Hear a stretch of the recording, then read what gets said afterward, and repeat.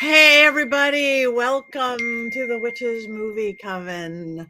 It's Wednesday. It is time to talk movies and witches in movies and get your black goat, hug your black goat really tight because some of us are in scary places right now, calling from Los Angeles, and we have cold in the east and fires in the west and everything in between. But the show must go on. I am Patti Negri. I'm honored to be one of your hosts. And Inferno blessings. Yes, I just found out I might be having to evacuate. So if I run off, the rest of you are in charge.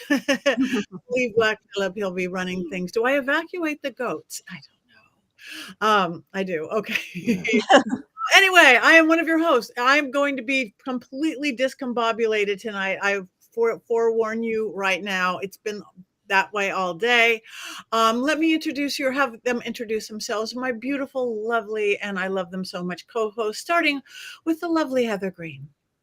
Hi, I am Heather Greene, and I am in the South where it's cold and not going to evacuate, but I am snuggled up here near a heater. And I am an author, and I am a journalist and an editor at Llewellyn, working with wonderful authors who write witchy and occult books every day. And I'm happy to be here with my coven to celebrate Jason's birthday and to start out 2025. Yes, indeed. Well, since you did mention his birthday now, let's go to the birthday boy himself, Jason Mankey. I mean, I have to start by saying I love scotch. Scotchity scotch, scotch, scotch. Here it goes down into my belly. I've written many books, and my house smells of rich mahogany. And I don't know exactly how to put this, but I'm kind of a big deal. And he is. And now, how about the beautiful Courtney Buckley? Oh, that's me. Ladies and gentlemen, can I please have your attention? I've just been handed an urgent and horrifying news story. Courtney Buckley has arrived tonight with 13 pages of notes. Yes! In honor of Jason's birthday. So Patti, if you need to be discombobulated, babe, I got this. So we're good to go. You are my hero. Thank you. And never least, Richard-Lael. This just in, Richard-Lael is one name, not two. If I were just Richard, I would be 8. That is right, ladies and gentlemen. We are coming to you live, not dead, from the other end of the world. I am in the cold South, where, of course, we have the winds coming in from the north, and we also have the winds coming in from the south, creating a current right here where we are discussing today's show. But yes, I am known as the gentleman psychic. I'm a little bit of everywhere. I am easy to find. That is what I say. That's my story. And back to you in the studio. Thank you very much. All right. Thank you all for joining in. Please jump in the chat room. We want your opinions on this. Even though Courtney has 13 pages, she's just making up for me tonight. This week's movie, Anchorman, because it's Jason's movie and it's Jason's birthday and it's Jason's choice. Sorry, I apologize in advance. I did get an email. I did get a message this week. Anchorman. The only one I've been able to find is a Will Ferrell movie. Is this really what you're watching for Movie Coven? And I was like, yes, absolutely, it is. Well, in honor of your birthday, I did come prepared not just with quotes, but 10 reasons why Anchorman is in fact a witch movie. So I will share those with everyone later. I've just been excited about hearing the unbiased synopsis since I found out we were actually going to do this. I mean, I am ready. I am so excited about this and Heather's 5 things, because what is she going to say about this film? I mean, this is a treat for me personally. I am giddy. I'm going to drink some more scotch. All right. Well, speaking of the unbiased synopsis, Richard-Lael, the show is yours. So let us begin. I had never seen this movie. I have still never seen this movie all the way through. So I will, because I love Jason, I will never, as they say, yuck someone's yum. I will instead say this. It is a story about an Anchorman in the 1970s. I hear the fuzz. Okay, good. The static on the television is corrected. It is the story of an Anchorman in the 1970s and his less than intelligent co-hosts in a male-dominated arena. And Christine Applegate plays sort of the woman who is the first on the scene. And from what I gather, there's something about monkey pit or something. I looked that part up on Wikipedia because, again, I didn't watch the whole thing. And something about they fall in love, but I don't know. That was where I turned it off. I was literally in the halfway point. And I love you, Jason, but I pushed myself halfway. I watched half of this movie. That's all that I can give. I am not disappointed. I did not expect you to get through this movie, my friend. I did not. You made a valiant effort. You did try. A for effort. Thank you. I'm sorry. I keep muting because my phone does not stop ringing. I apologize. So I'm going to be muted a lot. Thank you for that unbiased synopsis, which we now all understand the movie. But let's move on quickly then to Heather. Things you do need to know about this movie. Okay, I'm going to move Black Phillip so I can look at my notes here. So first, I'm going to talk about some general notes about it. Then we'll talk about the team up that made this possible, the cast, the inspiration, and the aftermath. So first, general notes. It was a $26 million budget. It has earned about $90 million. It was not as much as they wanted initially, and neither the director nor Will Ferrell, they were known, but they weren't superstars. They weren't superstars at that point. I have to say it like that.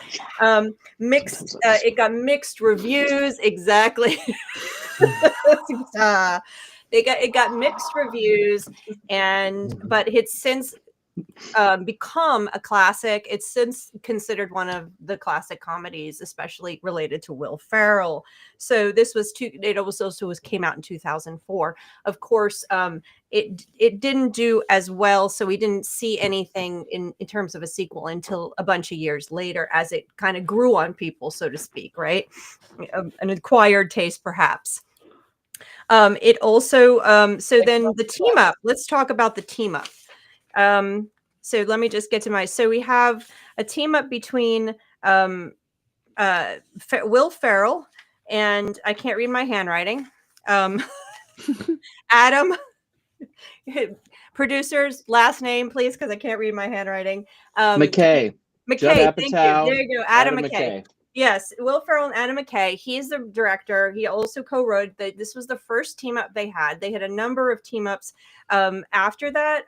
Talladega Nights, the other guys, the second one of this movie. But they didn't originally want to do this one. They originally had a movie called about a car dealership. That was Will Ferrell's character. He was going to do a whole thing, a shtick. It didn't pan out, and then he saw an interview with a 70s news anchorman and said, "Ooh, that's my character." So they derived this movie around that. And the first script was very different, apparently. They had a news anchor. Well, I haven't gotten to him yet. Hold on. Wait a minute. They had a whole different story about a news anchor team that gets stranded in the desert. There's the singing sharks, and there's ninja orangutans that attack them, and all kinds of other things. That was panned, and the studio said, "No way, redo it." They redid it, and this is what we have. I want that one. I know, right? A whole singing number with attacking sharks and stuff. Obviously. I'm like, I don't know. It's like Sharknado meets, I don't know, something. Meets The Killing Tree. Take all my money. Well, you can write them and request a new version, perhaps an Anchorman 3 in the wilderness. So then let's talk about this cast. Now, I could go on for hours about the cast because there's so many people that are notable in here or known in here, but I'm going to kind of contain it to some of the major faces. Of course, Will Ferrell. He's won 6 Emmys. He started in SNL, which is why we have to say he's a superstar. And he started around that same time in the late 90s. Most recently, I don't really have to give him a whole lot of notoriety. We talked about him in Bewitched, which is not one of his best movies, in my personal opinion. He's most recently in not Depeche Mode. What? No, He's playing cowboy. He's playing cowbell in Depeche Mode. Fantastic. Yeah, cowbell in Depeche Mode.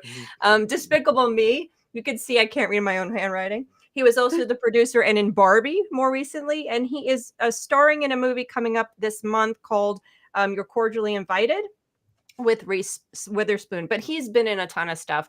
Most people know him.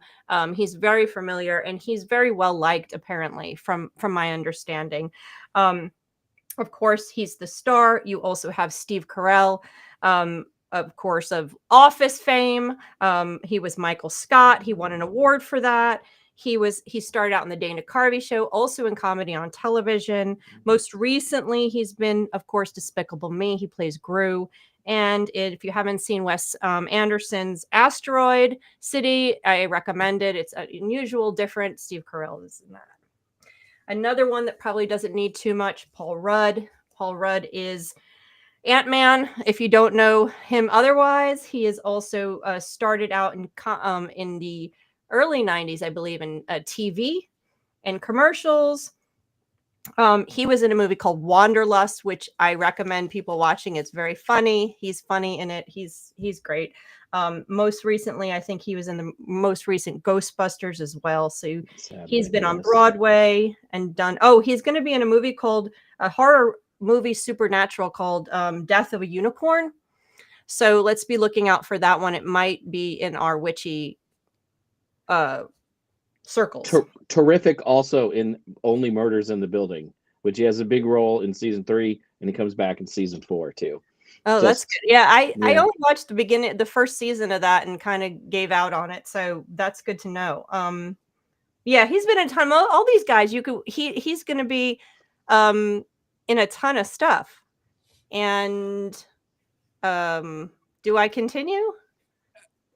The fire. So we're going to close the show for right now. It's on Laurel, so I guess we're going to close the show for now. Or should we? Happy birthday, and we'll just pack in just in case is what we're hearing from the producer. Okay. Yeah. So, can we say what we're doing next week really quickly for those of you? Yeah, we have the Serpent and the Rainbow next week since we have to close the show down. So everybody go ahead and watch that one for next week, and I guess you'll hear from us on what's going on. Everybody be safe. Patti, be safe. I love you all. Be safe.